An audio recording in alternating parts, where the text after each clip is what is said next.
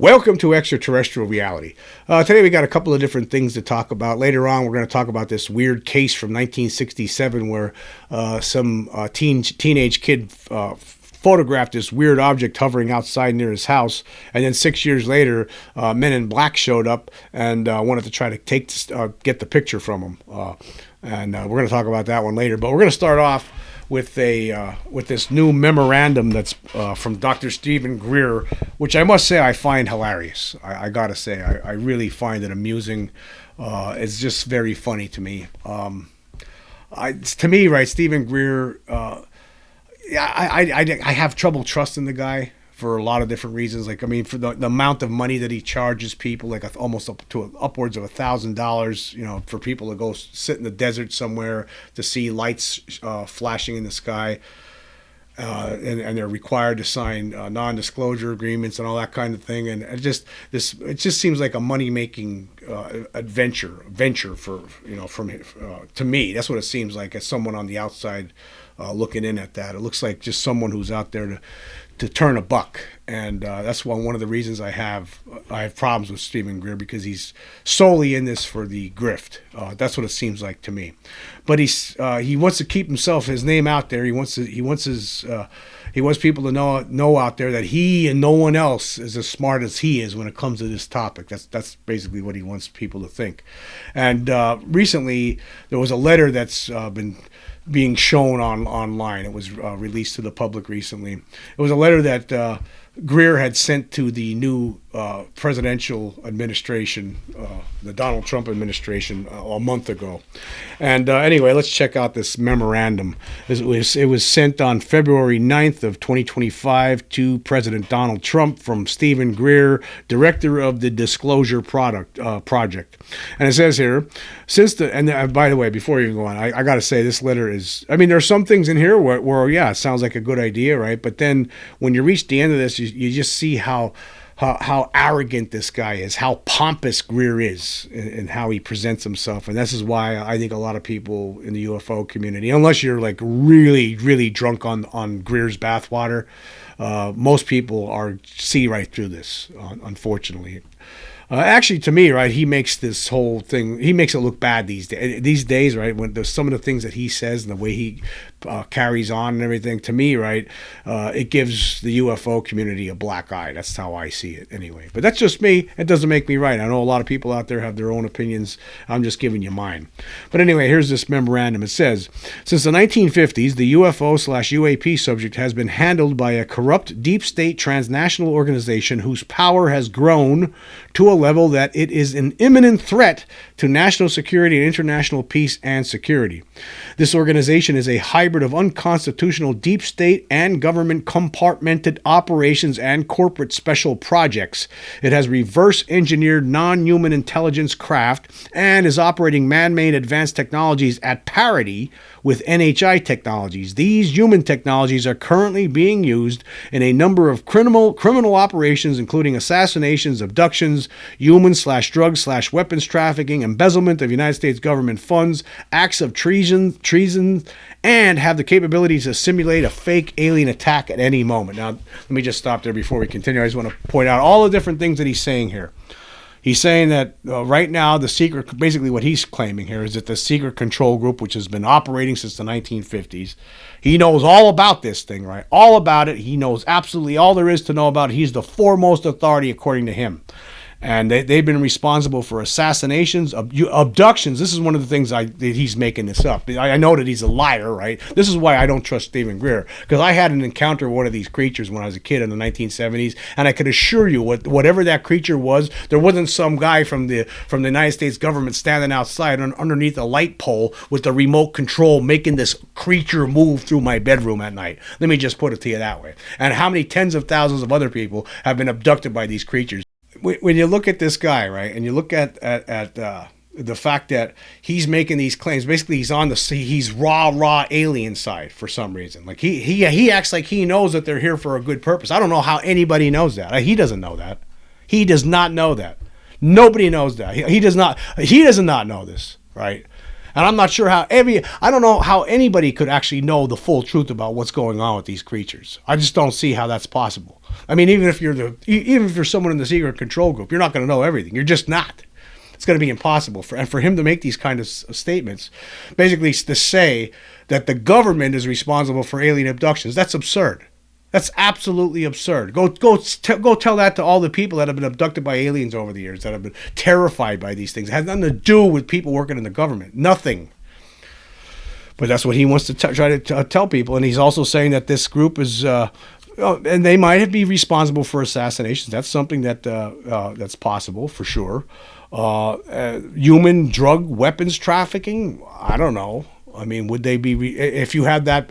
If you were to reverse engineer some of these craft, would you be using that craft to traffic stuff like this, like illegal things, drugs, human trafficking? Would you use it for that purpose? Maybe, I don't know. But he's saying that's what they're doing it for. That's he knows more than anybody. He's the all-seeing eye. He knows all. Embezzlement of United States government funds. You need to have the proof. Where's the proof of this? All these different things, acts of treason, and have the capability to simulate a fake alien attack at any moment. Yeah, this is another thing that Greer has been talking about over the years, saying that aliens are not here to hurt us whatsoever, according to him. But the government is going to make it seem like they are by doing this fake alien attack at any moment. I don't know about any of this stuff. I'm not sure if I believe it. But again, this is what some of the things that he's saying. The one thing I definitely do not believe is the concept that he puts out there that all these alien abductions are government sanctioned events, and they're the ones responsible. I don't believe that. I just don't believe that. All right, continuing here, he says, I have debriefed over 700 government and corporate whistleblowers over the past 35 years and have documented their information in the briefing document provided to your staff.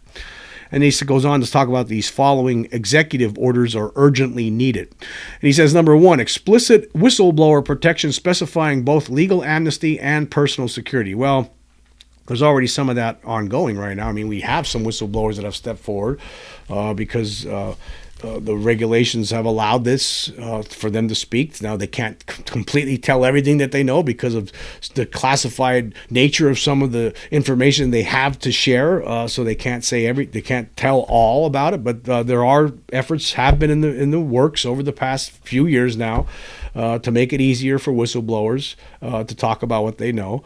And to provide them the protection that they need. Should there be more? Of course, there should be more. And this is something hopefully that Congress would be able to accomplish as in a better way as time goes on.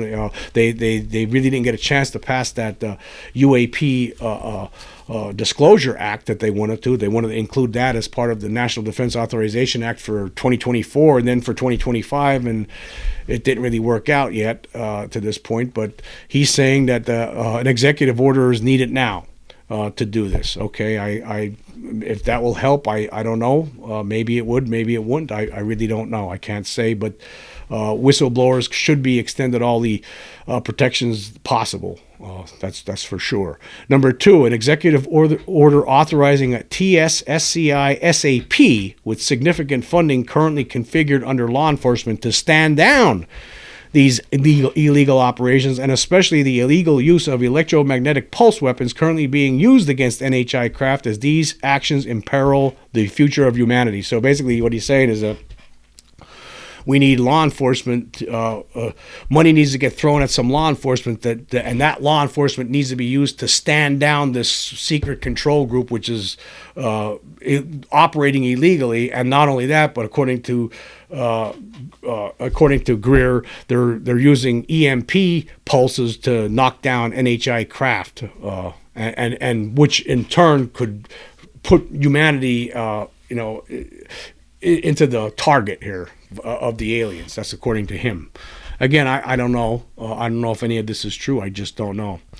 Number three, an executive order Number three, an executive order requiring all such UFO UAP operations to be fully disclosed within 6 months, or those responsible will be vigorously prosecuted.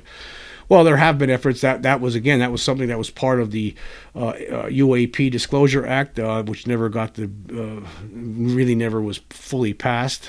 So yeah, that's something that needs to be. I'm not sure exactly how an executive order, if that would help with this, but I'm sure it would do something, right? And then number 4, in another executive order to authorize an advanced diplomatic team to make peaceful contact with the NHI civilizations. Okay, so according to Stephen Greer, this is obviously something that never has happened, according to him, from all the intelligence that he's gathered. There's no peaceful contact that's ever been tried with these creatures. I find that hard to believe. But hey, maybe he's right. I don't know. These are statements that Stephen Greer is making. But he thinks that something needs to start happening right away. I would imagine that there has been attempts. Who knows? But who knows? I honestly, I don't believe. To me, I have trouble believing in any sort of. I don't believe these creatures would want to sit down and talk to humans. So I think, again, this is why I have trouble with a lot of the things that Stephen Greer has to say here. Why would any advanced race want to sit down with a bunch of violent apes like humans? I just don't see it. There would be no point. Number 5, an executive order authorizing the review and release of advanced technology held by this criminal organization that would create total energy independence for the United States and would begin a new energy economy with which the United States would lead the world economically. Well, see, now you're the problem here, right? Is not only are you going up against the defense contractors, right? Not only you're getting into their playground here, but you're also getting into the playground of the big oil companies, and none of these people, right? All of these people have lots of money, right? Lots of money, right? None of them want this. They don't want us to have total energy independence. That's not part of their 5-year plan or 10-year plan or 15-year plan, for that matter. That's a no-no, because they want to they want to keep making more money, more and more and more money, because the greed. It's all about greed. That's all this is about. And believe me, those politicians that are pulling the strings, including in the administration, they get a nice chunk of money out of this too. So in the form of campaign contributions. So if they want those campaign contributions to keep on coming, well, then they got to play ball, and playing ball means no free energy independence. No, let's keep things the way they are, right? So I don't know. I wonder if I'm sure Greer is aware of that. So that is going to be a problem. But anyway, this is the best part of the whole memo, is the end here. He says, please feel free to contact me at any time. I am the world's leading expert on this subject.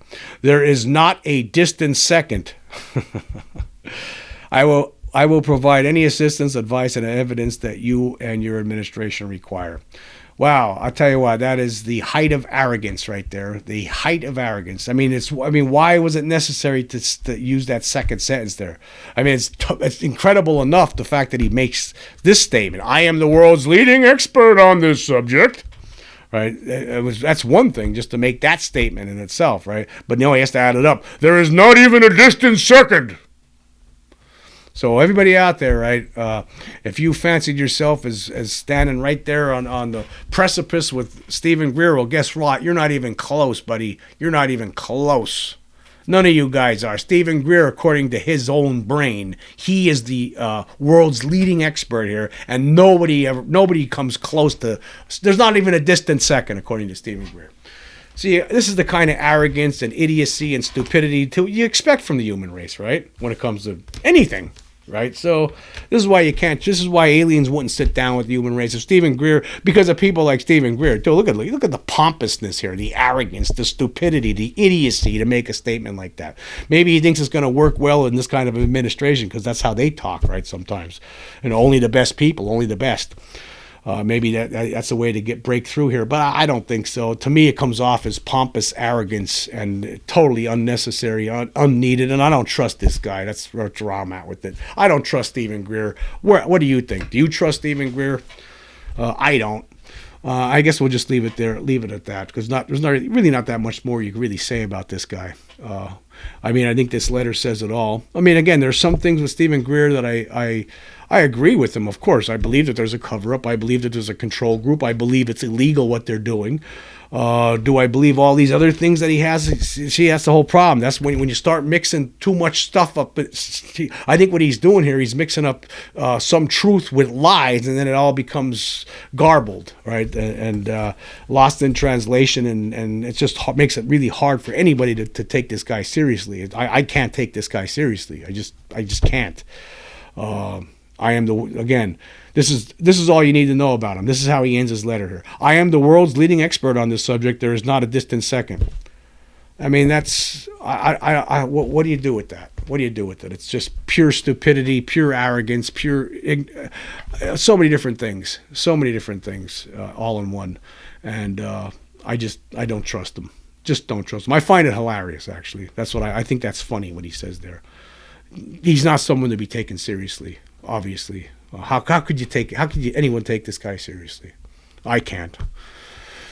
All right, now we're going to talk about a case that happened back in 1967 in Indiana, and it involved a teenager named Reed Thompson. He was 14 years old at the time, and he saw this weird object. I'm actually, before we're going to show what the object looked like. This is a picture of this object that he took outside of his upstairs window, and it looks like a what they call, some people have been calling, it looks like could be like a bean pot. Like it looks like it could be if you didn't know any better, you look at this and you wonder, what the hell am I looking at?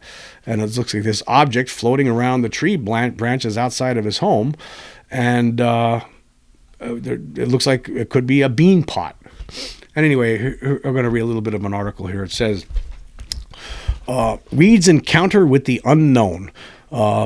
Reed Thompson, a Milan, and this was actually originally published in the early 90s in the Dearborn County Register in Lawrenceburg, Indiana. And it was a 2-part article, and we're just going to read the first part here, and then talk about it a little bit, and then get back to the second part of this story. It says here, Reed Thompson, a Milan high school freshman, was at his home on Hickory Lane in Milan early in the afternoon of January 19th, 1967, due to a partial school day.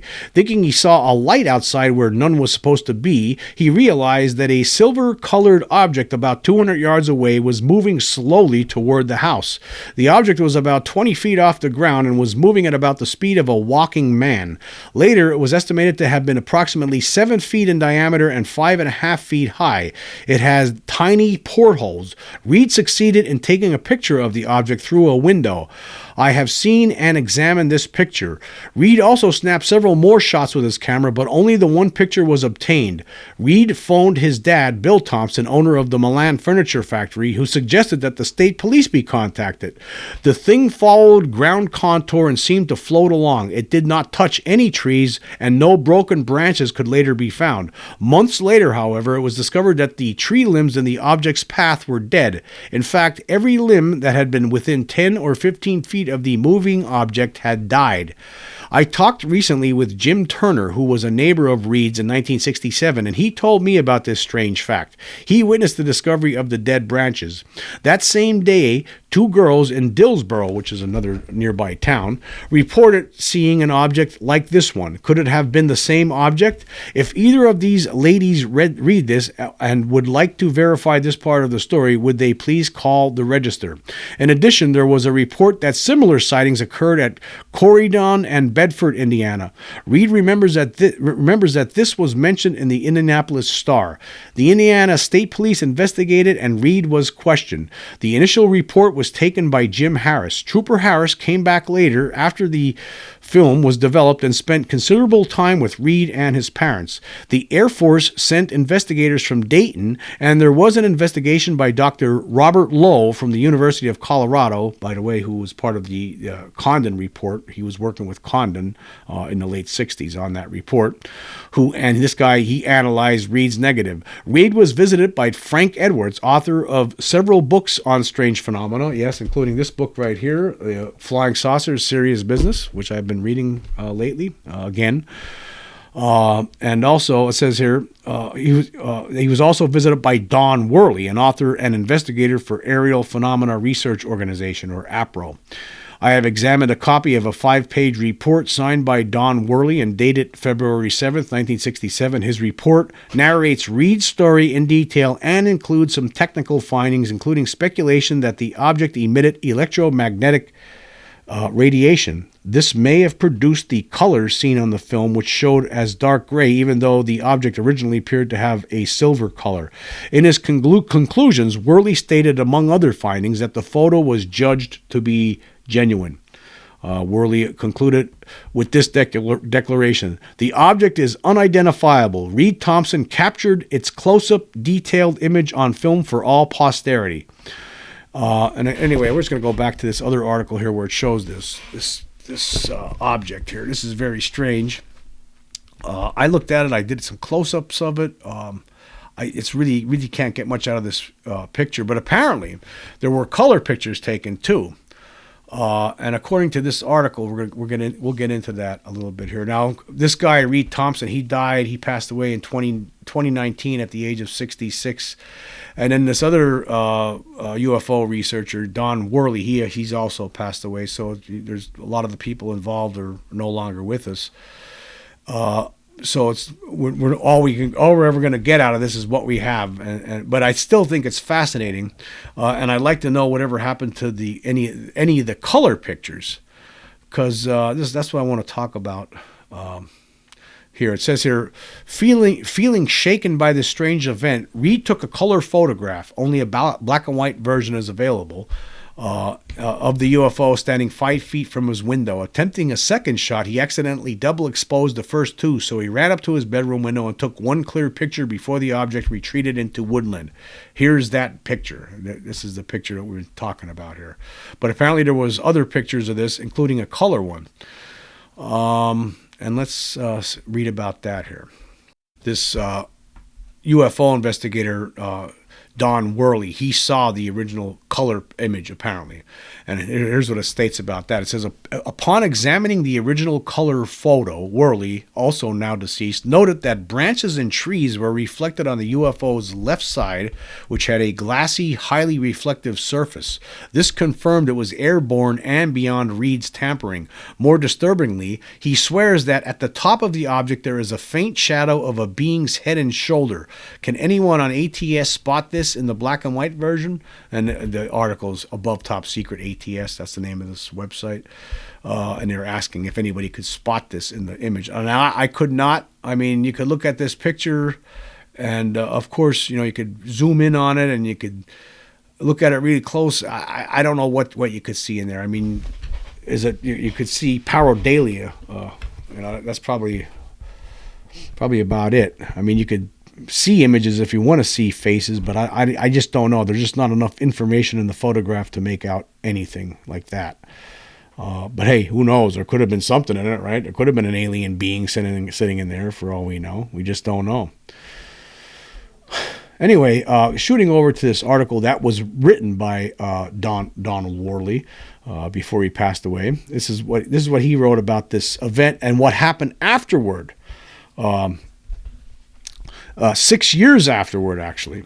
On a warm April day in 1973, two thin, long-haired, grotesque-looking individuals entered Reed's auto parts store in Milan. Now, this was a family store, and all of a sudden these two so-called men in black, if that's what you want to call them, showed up at his shop, and they wanted that picture. It says here, Reed's shepherd dog ran to a corner and whined in terror. Several patrons in the store could not remember the event. The beings were dressed in tan jumpsuits and wore heavy gloves. It was their faces that were upsetting. A local news reporter later coined the term plastic facers to describe them. So these guys show up dressed very strangely. One guy was almost 7 feet tall, it seemed. Very pale, very strange looking, and they looked like their faces were made of plastic, so they were getting called plastic facers by someone in the local press.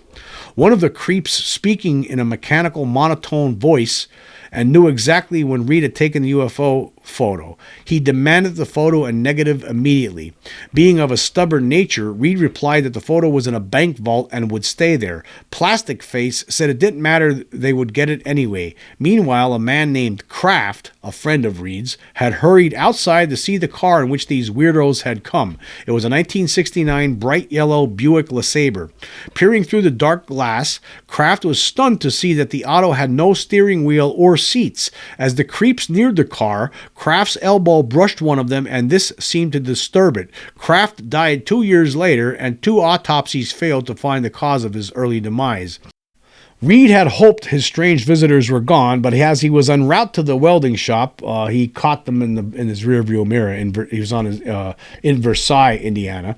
A wild twilight chase began when his nemesis appeared inches from his bumper. At the welding shop, the plastic facers parked right behind him and followed him to the shop door like shadows. So basically, he left this auto shop and drove to this other shop, this welding shop, and these weirdos followed him in the Buick LeSabre, these men in black, and they followed him like they were shadows. And he got out when he opened the door to the welding shop.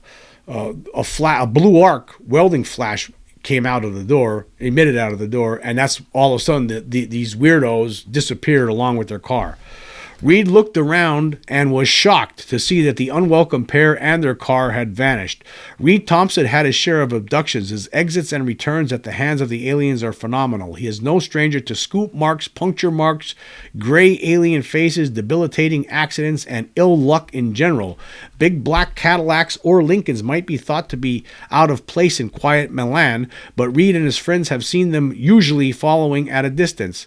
So this guy, in addition to seeing this weird craft outside of his bedroom window when he was a freshman in high school, and he took a couple of pictures. In addition to that, he had to deal with aliens his whole life. He was getting abducted. Then he found out, there was all the whole 9 yards. And then these men in black showed up 6 years after the sighting that he had, and they demanded that he give him the picture, and he never did. And then they disappeared. They followed him to this welding shop. When he opened up the door, the bright light from the welding arc caused them to disappear, apparently. Anyway, continuing with the story here, it says, Reed never suspected these were his persecutors until I told him. I urged him to make the UFO photo available to the intelligence behind the plastic faces by putting it on his bedroom dresser for the sake of his loved ones and himself. My own planned presence on the scene always seemed to be countered by them in various ways, so I stayed clear. And he ends it by saying Reed still has the photo as far as he knows. But apparently any of the color photos, they never emerged. We never got to see them. Apparently the color images showed more detail, according to this article that was from AboveTopSecret.com that I was reading from. So I don't know. I think it's a very interesting story. These creatures are so weird. What do you think? Were they like, why would they want it? Why would they want the images of these things?